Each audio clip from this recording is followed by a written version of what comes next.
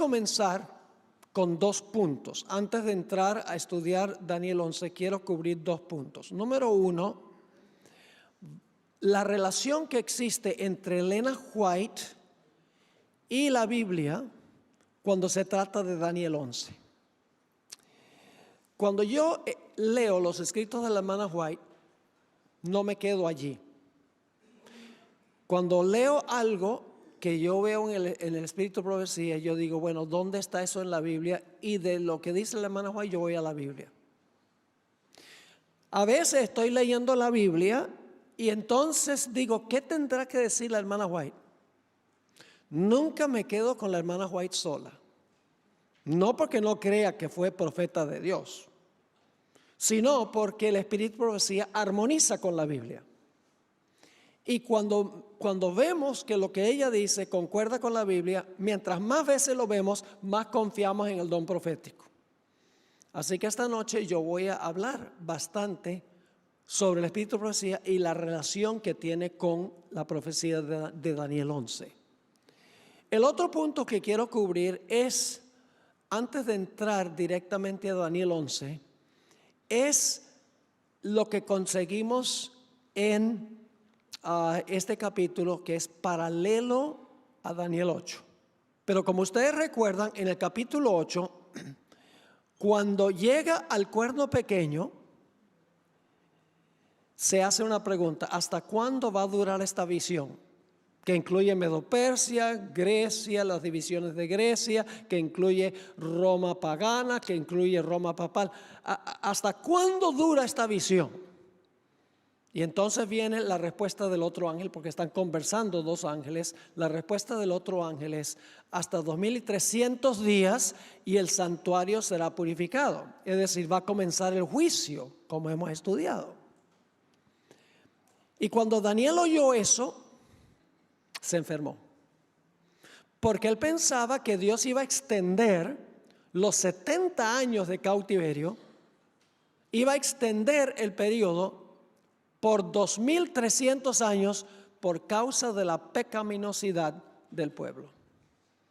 Y Daniel no sabía cómo reconciliar 70 años de cautiverio, donde Dios había dicho luego van a regresar a su tierra, van a reconstruir el templo, van a establecer la ciudad, van a establecer de nuevo su religión. Y entonces ahora Dios dice, no, 2300 días o años y el santuario será purificado. Daniel está confundido, él dice, yo no entiendo qué relación hay entre las 70 semanas y los 2300 días. Y por eso, cuando comienza Daniel 9, el siguiente capítulo, los versículos 1 y 2, Daniel está estudiando la profecía de los 70 años. Porque él, en su mente, él dice, bueno, 70 años no son 2300 años. ¿Será que Dios va a extender eso por la pecaminosidad del pueblo? Así que en los primeros 2 versículos, él está estudiando la profecía de Jeremías de los 70 años de cautiverio. Y entonces, después de decir que está estudiando en cuanto al cautiverio, entonces dice el texto que Daniel comienza una larga oración. Una oración que dura desde el capítulo 9, versículo 3, hasta el capítulo 21. Así que la visión que encontramos en Daniel, el capítulo 8, no se concluyó. Solamente llegó hasta 1844. ¿Y qué iba a pasar después de 1844? ¿Qué iba a pasar después de la purificación del santuario? En Daniel 8 no se pudo explicar. En Daniel 9 Dios empieza a explicarlo, pero no da toda la explicación completa, ni en el capítulo 9 ni en el capítulo 10. La explicación viene en el capítulo 11. En el capítulo 11, escuchen bien lo que voy a decir. Daniel 11 comienza hablando de 3 reyes que se levantarán en Persia y 1 cuarto. ¿Con qué reino empezó la visión en Daniel 8? Con Persia. Y luego siguen leyendo allí el versículo 3 en adelante, dice que se va a levantar un rey, equivale a Alejandro Magno, y cuando ese rey muera, se van a levantar 4 de él. Eso dice Daniel 11. Lo mismo que decía Daniel 8. Pero en Daniel 11, no solamente se enfoca Dios, comenzando con Medo-Persia, donde comenzó en Daniel 8, luego con Grecia, como continuó en Daniel 8, luego con los 4 reinos de Alejandro, como sucedió en Daniel 8, sino que luego habla del Imperio Romano, y ojalá tuviera tiempo de estudiar versículo por versículo, pero para eso necesitaríamos un mes de conferencias, literalmente. Y entonces cuando uno llega al versículo 22, habla de un poder que iba a quebrantar al príncipe del pacto. ¿Quién es el príncipe del pacto? Cristo. Yo pregunto, ¿qué imperio quebrantó al príncipe del pacto? Roma. Así que de ahí en adelante tenemos una descripción de Roma. Luego siguen leyendo el capítulo 11, llegan al versículo 31 y habla del rey del norte que quita el continuo. Lo mismo que decía Daniel 8, que claramente es ¿cuál Roma? Roma papal. Y luego desde el versículo 31 hasta el versículo 39, todo lo que se describe es lo que hace Roma papal, igual que lo que sucedió en Daniel 8. Es decir, Daniel 8 y Daniel 11 son cronológicamente paralelos. Pero hay una diferencia entre Daniel 8 y Daniel 11. En Daniel 8 se interrumpió la explicación. Pero en Daniel, el capítulo 11, hasta el capítulo 12 y el versículo 3, completa lo que se dejó pendiente en Daniel 8. Porque en Daniel, el capítulo 11, empezando en el versículo 40, los versículos 31 al 35, 39 están hablando del periodo de dominio papal durante los 1260 años. Pero a partir del versículo 40, ahora va hacia adelante para hablar del tiempo cuando Roma papal va a resucitar de su herida mortal y va a hacer lo que hizo en el pasado. Y no solo nos lleva a la etapa futura cuando se le sane la herida mortal al papado, sino que nos lleva al momento cuando se cierra la puerta de la gracia. Capítulo 12 y el versículo 1. El tiempo de angustia, la liberación del pueblo de Dios, la resurrección especial y el reino eterno. Lo que quedó pendiente en Daniel 8, ahora se completa en Daniel el capítulo 11. ¿Están entendiendo lo que estoy diciendo? Esto es solamente a grandes rasgos que les estoy dando, pero en realidad hay mucho que podríamos decir. Ahora, necesitaba darles esta explicación para lo que vamos a estudiar ahora. Vamos a estudiar Daniel 11:40 hasta el capítulo 12 y el versículo 3. No en todos sus detalles. Solamente vamos a estudiar algunos aspectos. Ahora, hay un pasaje en el libro de Daniel que siempre ha sido un tópico de conversación entre los eruditos adventistas. Es Daniel 11:40 al 45. La posición tradicional de la iglesia adventista es que el rey del norte representa el papado. Y el rey del sur representa el ateísmo como se manifestó en la Revolución Francesa entre 1789 y 1798. Esa es la posición tradicional de la iglesia adventista. Y es aquella posición que tengo yo. Sin embargo, en años recientes ha aparecido una nueva interpretación. Esa nueva interpretación dice que sí, el rey del norte representa el papado, pero el rey del sur representa el islamismo radical, el Islam, especialmente los terroristas. Dice, ese es el rey del sur. Aquellos que creen este punto de vista han alcanzado esta conclusión por lo que pasó el 9/11 en los Estados Unidos. La demolición de las Torres Gemelas en Nueva York y el bombardeo del Pentágono. Al igual que el crecimiento de ISIS en Siria. Por un tiempo tuvieron un califato. Y ellos dicen, esto indica de que el Islam tiene que tener una función muy importante en el tiempo del fin. Y entonces, buscándolo, dicen, es el rey del sur en Daniel capítulo 11. Ahora, la pregunta clave es, ¿cuál interpretación es correcta? Con frecuencia, Elena G. de White nos ha sido una ayuda muy valiosa para interpretar profecías difíciles. Pero cuando se trata de Daniel 11, 40 al 45, la hermana White parece guardar un silencio rotundo.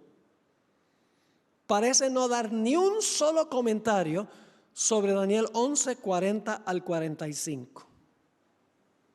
Este silencio aparente de Elena White, de lo que dice versículo 40 al 45, porque la hermana White en todos sus escritos, escribió más de 100,000 páginas, en todos sus escritos no cita ni una sola vez Daniel 11, 40 al 45. No solo no cita Daniel 11, 40 al 45, sino que nunca usa en sus escritos la terminología de esos versículos. Vamos a encontrar en nuestro estudio esta noche y mañana en la noche que la hermana White tuvo mucho que decir de Daniel 11, 40 al 45. Pero nunca citó esos versículos y nunca usó la terminología de esos versículos por una razón histórica muy importante que voy a compartir en el tema de mañana. Hay una razón por la cual la hermana White no citó estos versículos, una razón histórica de su época. Ahora, Elena G. de White hace 3 referencias en sus escritos a Daniel el capítulo 11. La primera referencia que ella tiene es indirecta, es decir, no dice Daniel 11, pero sabemos que está hablando de Daniel 11 en esa cita. Y ya vamos a mirar las citas. La segunda cita es general, sencillamente menciona Daniel 11 de paso. La tercera cita es muy específica. Es el único lugar en esa cita a donde la hermana White cita versículos que están en Daniel 11. No versículo 40 al 45, pero cita los versículos 30 al 36. Ahora necesitamos analizar esas citas. Así que hagamos un análisis. La primera cita es indirecta porque no menciona específicamente ni terminología de Daniel 11, ni tampoco dice Daniel 11. Ella escribió en 1896. Si ustedes se están preguntando que vamos a quedarnos en Elena White, no vamos a quedarnos en Elena White. Vamos a analizar lo que ella dice y luego entonces vamos a ir a la escritura. Eso es lo que siempre debemos hacer. Elena White, luego la escritura para ver si lo que dice la hermana White es correcto. Y cuando vamos a la Biblia, entonces entendemos bien un pasaje, entonces vamos a ver lo que dice el espíritu de profecía. La primera cita, como les mencioné, es indirecta. La escribió en 1896. Y esta es la cita. La luz que Daniel recibió de Dios fue dada especialmente para estos postreros días. Las visiones que él tuvo junto a las riberas del Ulai. ¿Cuál fue la visión que tuvo Daniel junto al río Ulai? Daniel 8. Importante. Ve, el estudio de esto es como el trabajo de un detective. Estamos buscando claves aquí y allá. Las visiones que él tuvo junto a las riberas del Ulai, Ese es Daniel 8. Pueden leerlo en Daniel 8:2. Dice que cuando él recibió esa visión, estaba al lado del río Ulai. Pero luego sigue, y del Hidekel. Eso es Daniel 11. ¿Están captando o no? ¿Qué dos capítulos dice la hermana White que Dios le dio a Daniel especialmente para los postreros días? Daniel 8 y Daniel ¿qué? 11. Ahora sigue diciendo la cita. Las visiones que él tuvo junto a las riberas del Ulai y del Hidekel, Daniel 8 y Daniel 11, los grandes ríos de Sinar. Escuchen esto. Están hoy, está escribiendo en 1897, están hoy en proceso de cumplimiento. ¿Qué estaba pasando en 1896? Esas dos profecías de Daniel 8 y Daniel 11 estaban ¿qué? En proceso de cumplirse. Y luego dice, y todos los acontecimientos predichos pronto ocurrirán. Esta cita es indirecta porque la hermana White no menciona directamente Daniel 11, pero sí se sabe que está hablando de Daniel 11 porque habla de la visión al lado del Hidekel. Que pueden ver en Daniel que Daniel 11 fue la visión que recibió al lado del Hidekel. La segunda referencia es general, pero tiene gran valor. Fue escrita en 1909 y dice así: un espíritu belicoso agita al mundo. La profecía contenida en el 11º capítulo del libro de Daniel, aquí sí menciona Daniel 11. Dice, ahora escuchen esto, está casi completamente cumplida. Muy pronto se cumplirán las escenas de angustia descritas por el profeta. Luego tenemos la tercera cita. Esta cita no solamente insinúa Daniel 11, no solamente menciona en términos generales Daniel 11, sino es la única cita en los escritos de la hermana White a donde ella cita versículos de Daniel 11. Aquí está la tercera cita. No hay tiempo que perder. Nos esperan tiempos angustiosos. Un espíritu belicoso agita al mundo. Ella está escribiendo esto en 1904.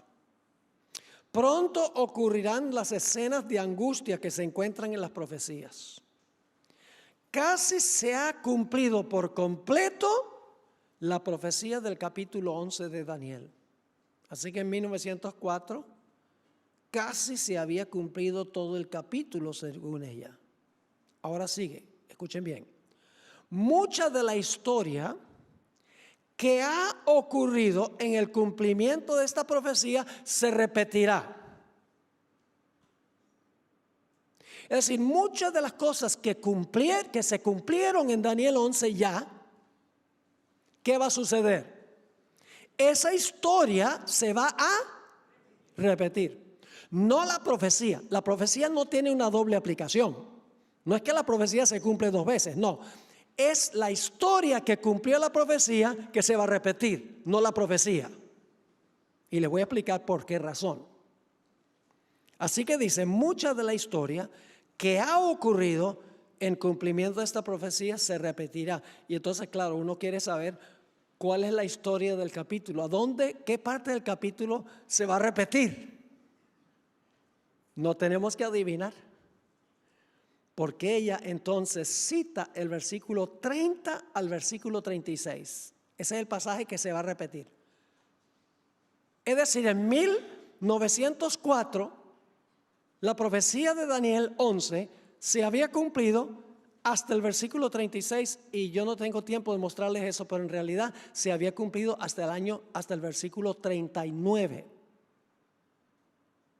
Así que dice, en el versículo 30 se habla de un poder que se contristará y volverá y se enojará contra el pacto santo y hará según su voluntad, volverá pues y se entenderá con los que abandonen el santo pacto. Y luego entonces cita los versículos 31 al 36. Y luego dice lo siguiente: ocurrirán escenas similares a las que describen estas palabras. Esta cita es muy importante, la única donde ella cita versículos. Ahora vamos a analizar las tres referencias para ver qué nos enseñan.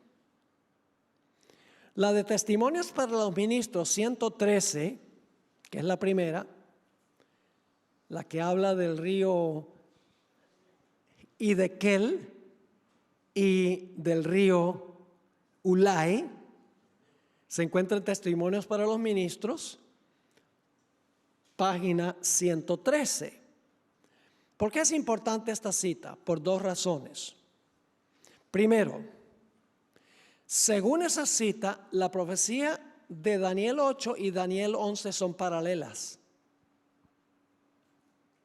Porque ella menciona la visión que recibió al lado del Ulai y la que recibió al lado del Hiddekel.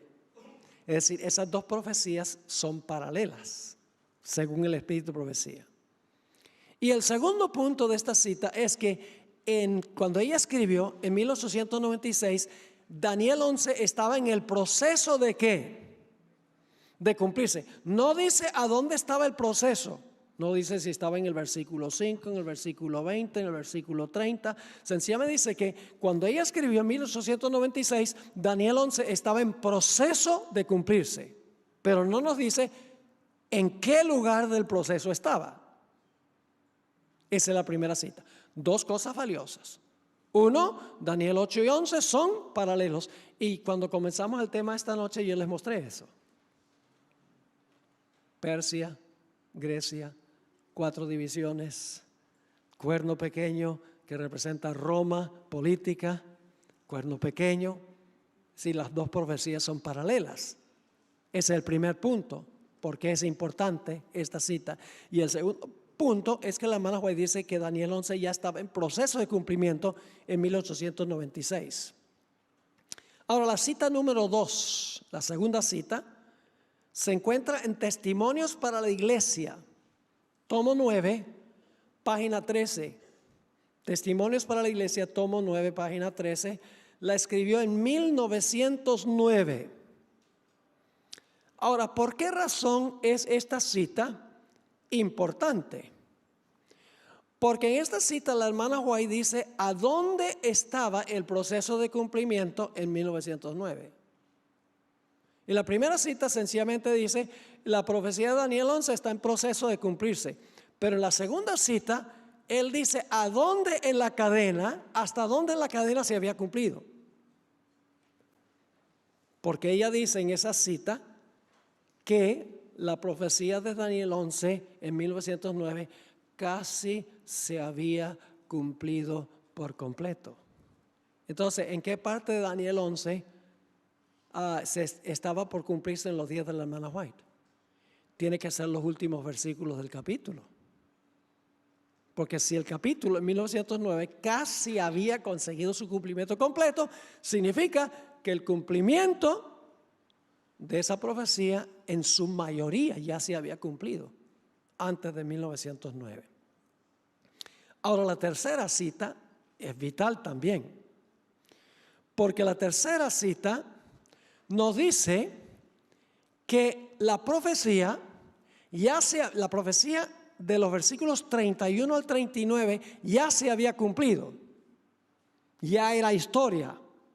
Porque ella dice, mucha de la historia que se cumplió va a volver a repetirse. Y luego cita versículo 31, o el versículo 30 en realidad, hasta el 36. Y si tuviera tiempo le mostraría que también incluye los versículos 37 al 39. Entonces mi pregunta es esta. En 1904, cuando ella escribió esta cita, ¿cuánto de Daniel 11 se había cumplido? El versículo 1 al versículo 39 se había cumplido cuando la hermana White escribió. Ahora, ojalá que hayan captado esto. Ahora escuchen bien. Si la profecía de Daniel 11 en 1904 Se había cumplido todo hasta el versículo 39. Y ella dice que mucha de la historia que cumplió la profecía se va a repetir. ¿En qué versículos debe uno conseguir la repetición?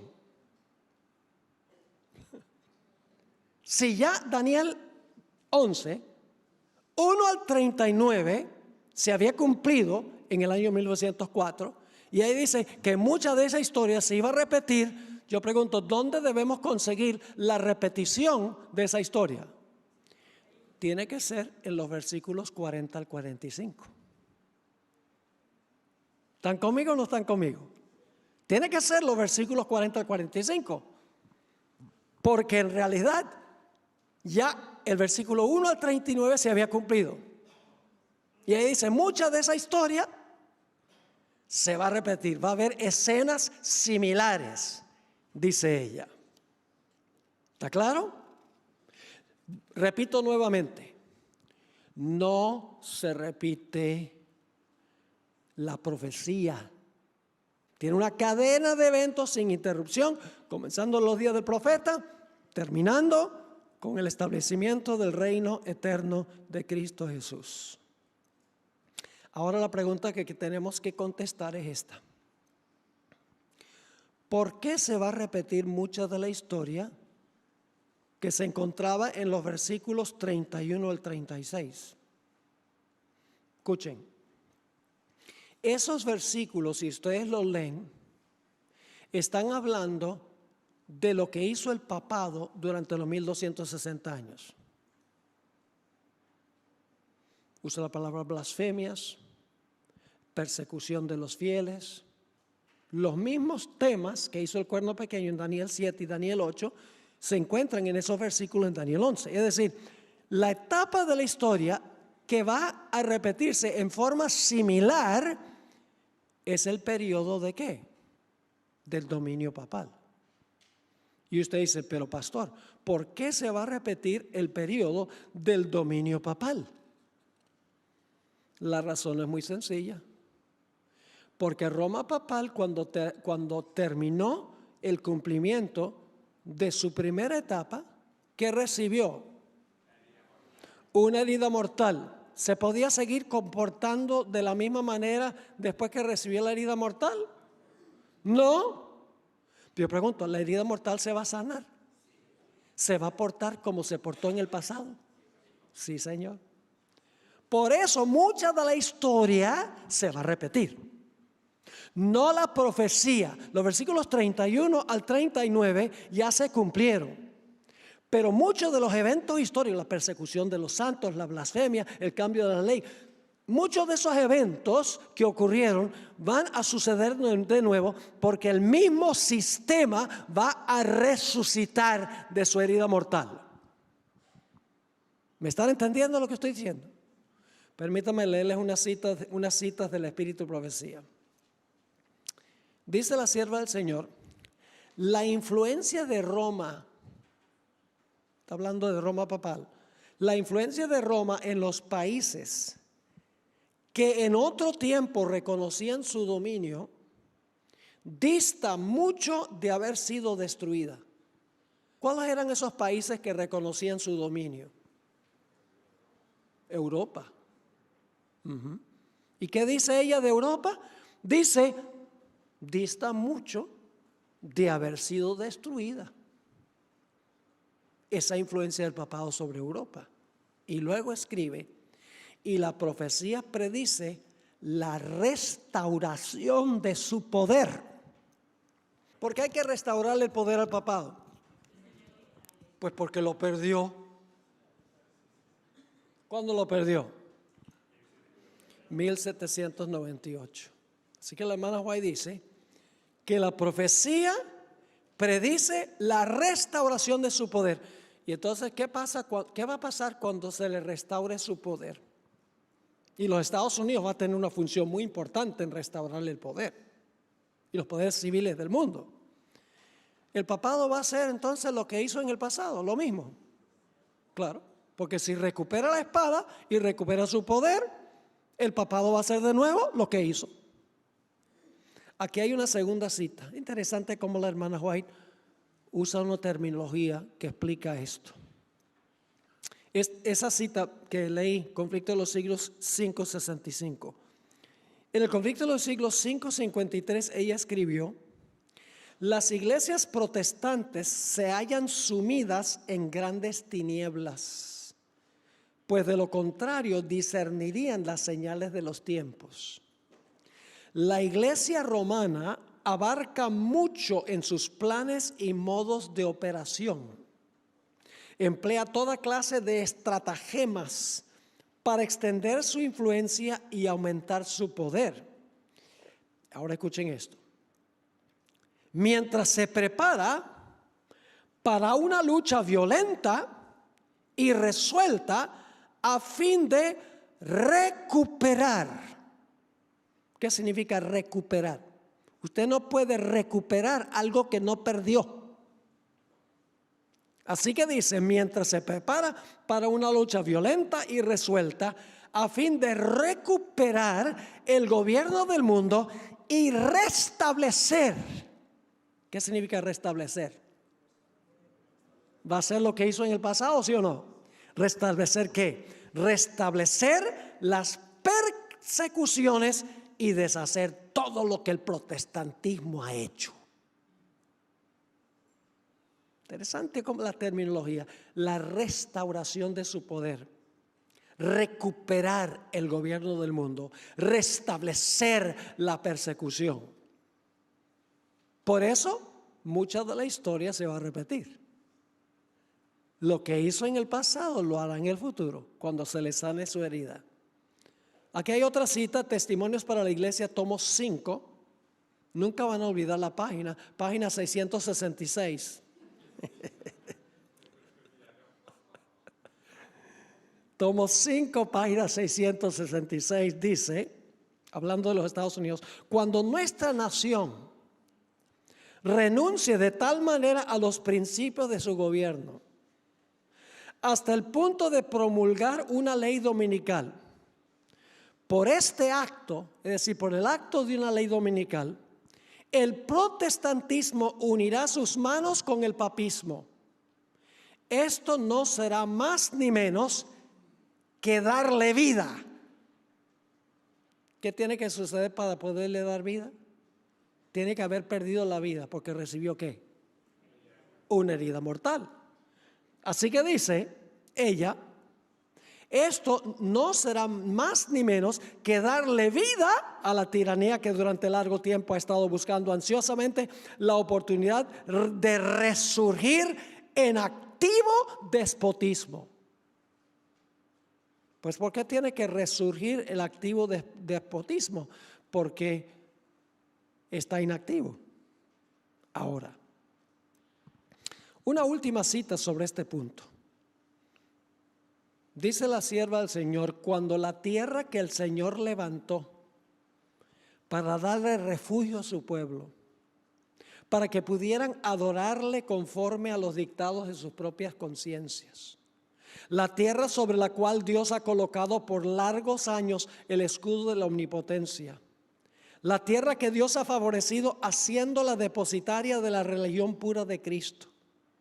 Está hablando de los Estados Unidos. Cuando dicha tierra, por medio de sus legisladores, es decir, por medio de la ley, porque los legisladores lo que hacen es redactar la ley, cuando dicha tierra, por medio de sus legisladores, repudie los principios del protestantismo y apoye la apostasía romana que procuró alterar la ley de Dios, entonces se revelará la obra final del hombre de pecado.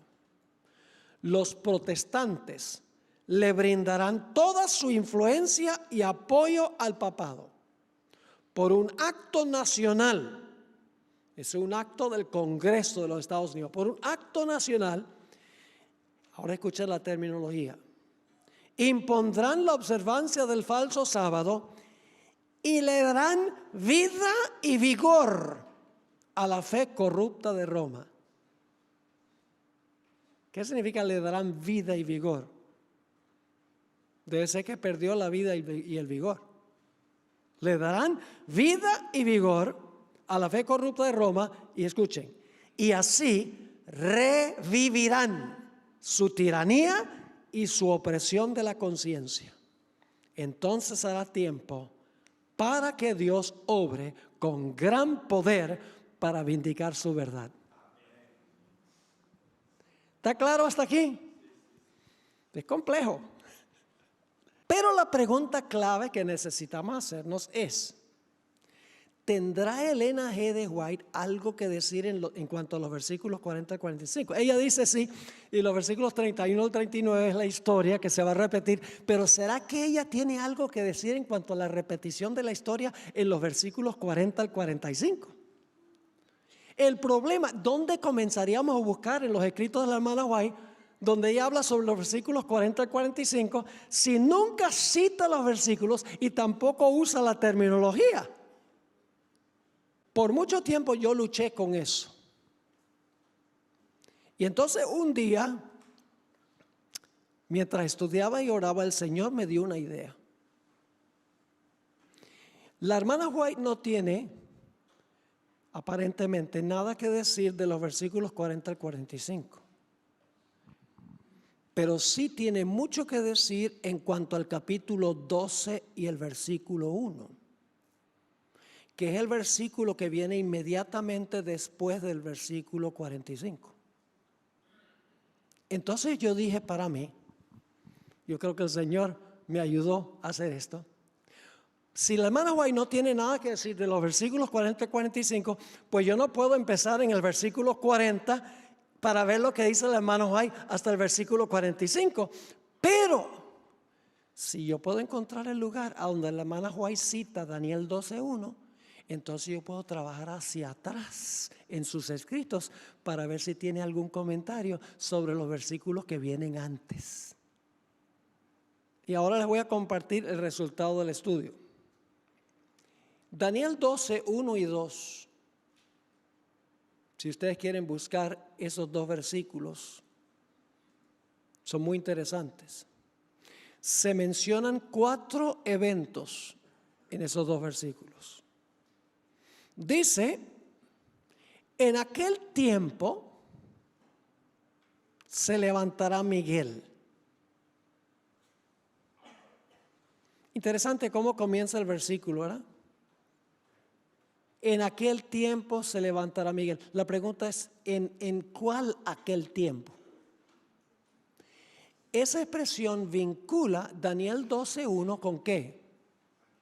Con los versículos anteriores.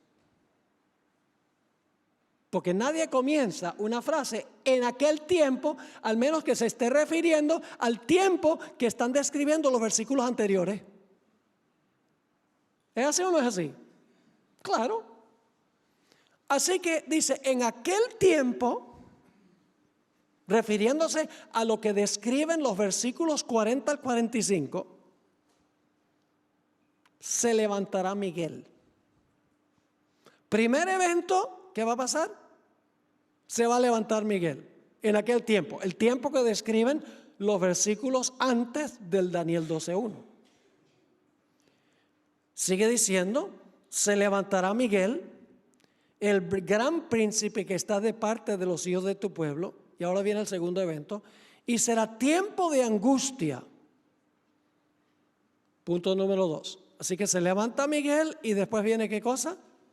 El tiempo de angustia, cual nunca fue desde que hubo gente hasta entonces. Y ahora viene el tercer evento.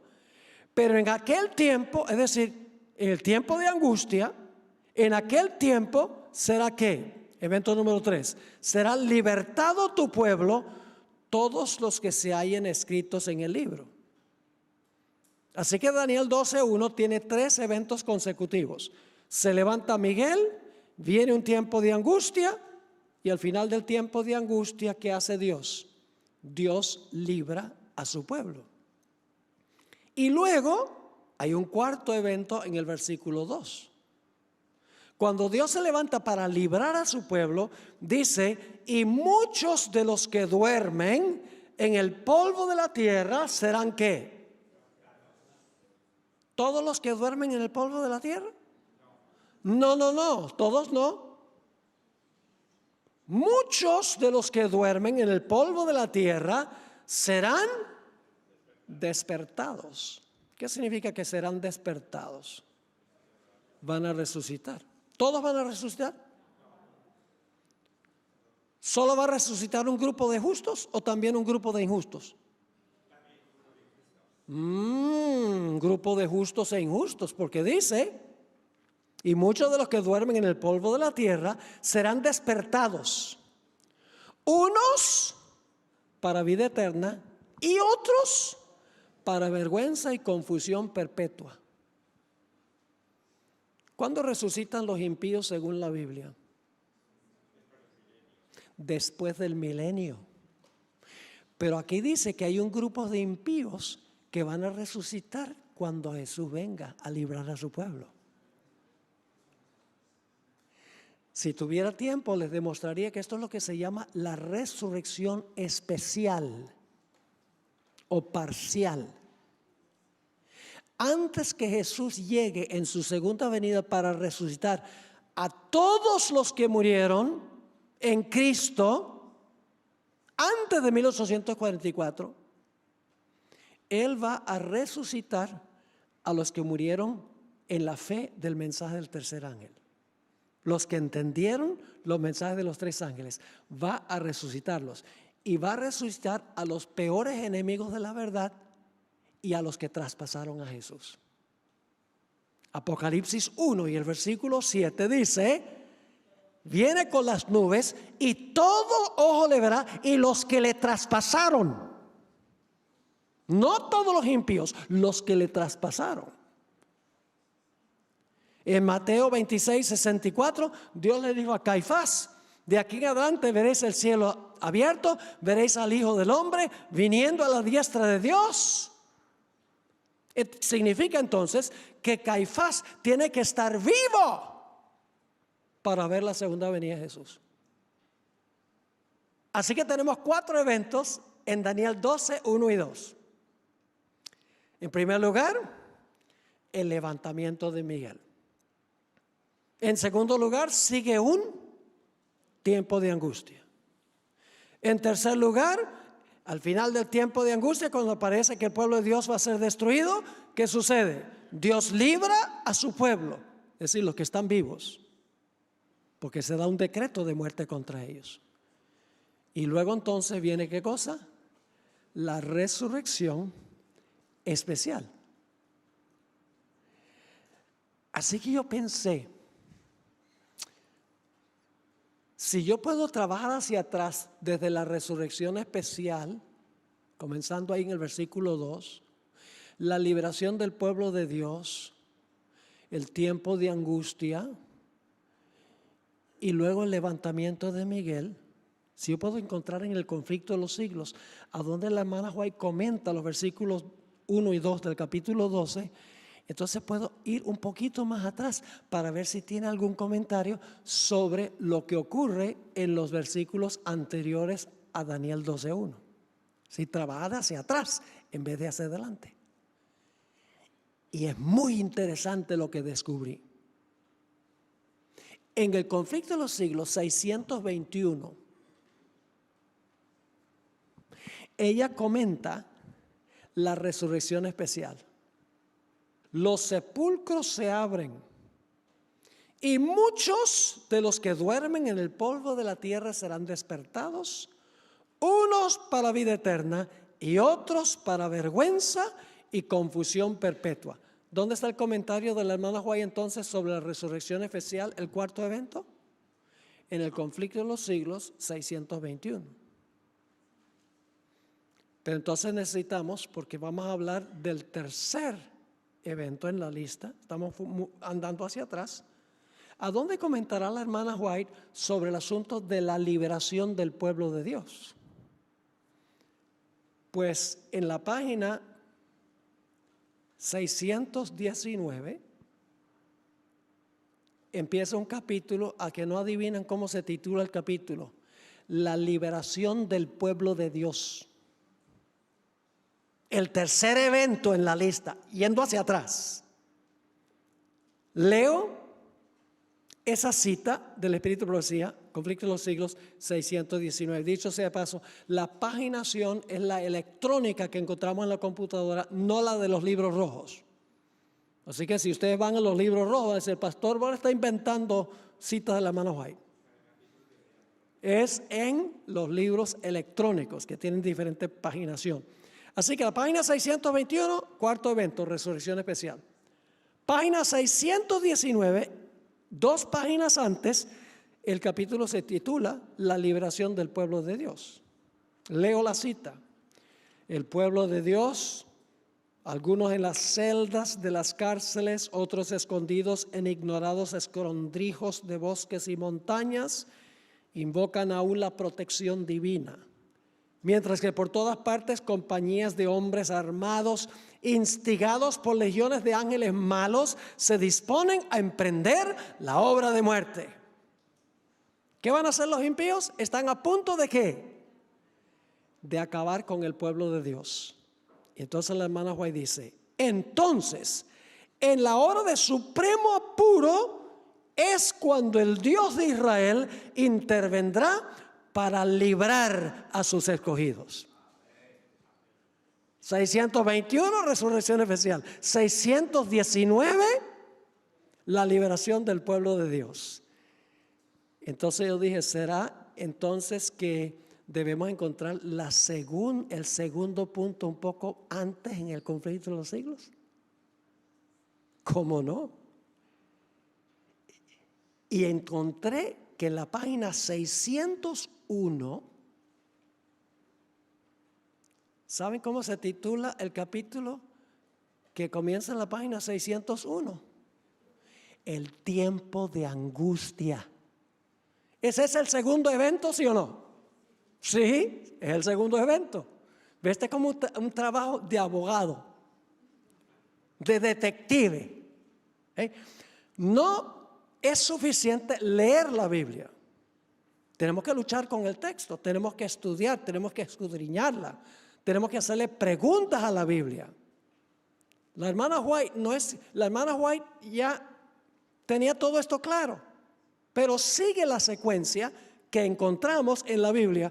Ahora fíjense, la cita que voy a leer, página 601, dice, el pueblo de Dios se verá entonces sumido en las escenas de aflicción y angustia descritas por el profeta como el tiempo de angustia de Jacob. ¿A dónde creen ustedes que encontramos el primer punto en la lista? ¿Será que aparece antes de la página 601? ¿El levantamiento de Miguel? ¿Cómo no? En la página 600 y 601, inmediatamente antes, encontramos que la hermana White comenta sobre el levantamiento de Miguel. Ahora, ¿qué significa se levantará Miguel? En realidad está hablando del cierre de la puerta de la gracia, cuando Cristo comienza a reinar sobre su reino. ¿Qué es el reino de Cristo? Generalmente pensamos que el reino de Cristo se debe entender geográficamente. Es decir, su reino es el mundo, en términos geográficos. No, el reino de Cristo son los súbditos de su reino. ¿Y cuándo es que se determina quién es verdadero súbdito del reino? ¿Cuándo es que Cristo determina y revela quiénes en verdad pertenecen a su reino? Durante el juicio investigador. Y cuando termina el juicio investigador, su reino está ¿qué? Completo. ¿De acuerdo?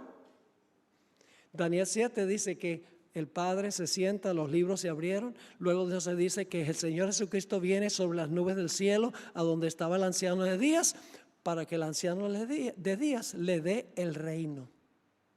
El reino es su gente. Yo pregunto entonces, cuando Jesús reciba el reino, cuando comience a reinar sobre su reino, porque el reino está completo,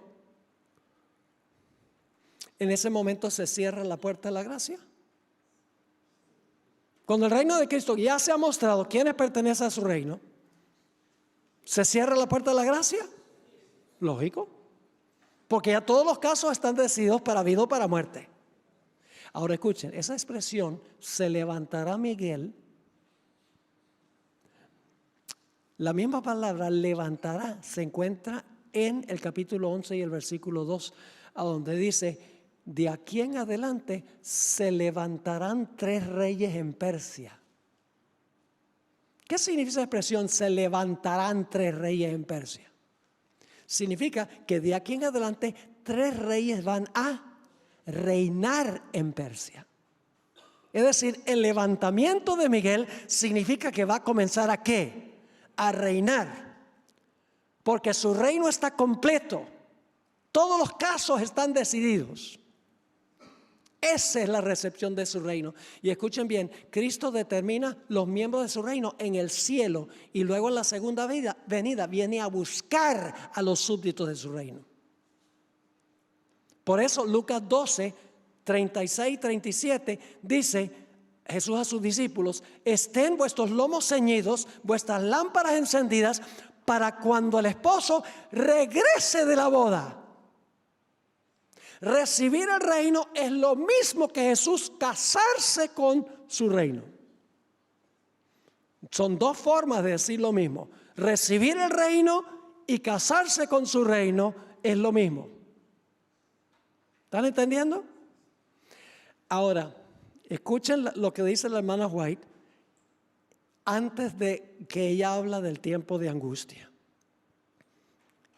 En la página 600 del Conflicto de los Siglos, antes de la cita donde leímos sobre el tiempo de angustia de Jacob, dice la hermana White, entonces Jesús dejará de interceder en el santuario celestial. Cuando Él abandone el santuario, las tinieblas envolverán a los habitantes de la tierra.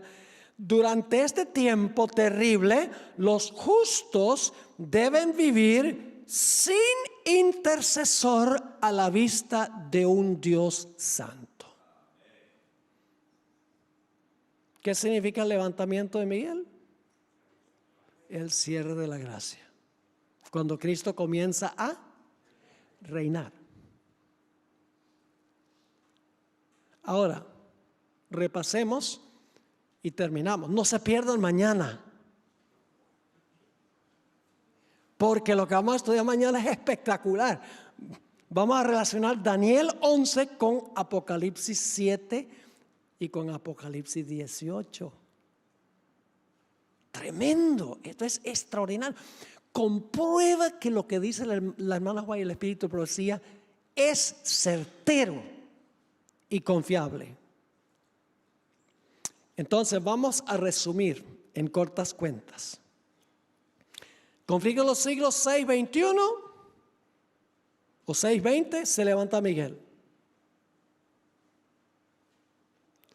Conflicto de los siglos 619, el tiempo de angustia.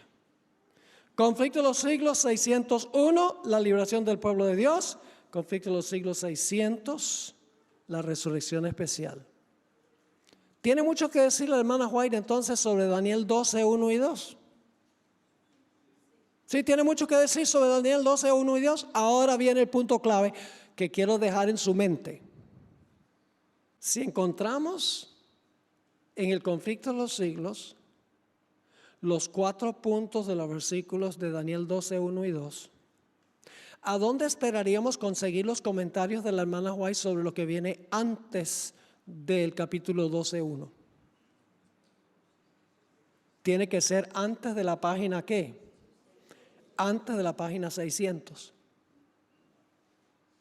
Y hermanos y hermanas, cuando yo me di cuenta, cuando usé este método, porque hay que empezar de adelante hacia atrás, porque la hermana White no cita los versículos, encontré algo espectacular. Y es que la hermana White comenta cada frase de Daniel 11, 40 al 45, pero nunca usa el lenguaje ni cita los versículos por una razón histórica muy especial que estaba ocurriendo dentro de la iglesia adventista en esa época. No cita los versículos ni usa las frases, pero por el contenido uno sabe que ella está comentando sobre los versículos 40 al 45. Así que, hermanos y hermanas, no se pierdan el próximo emocionante episodio, que será mañana, misma hora, mismo lugar y mismo canal.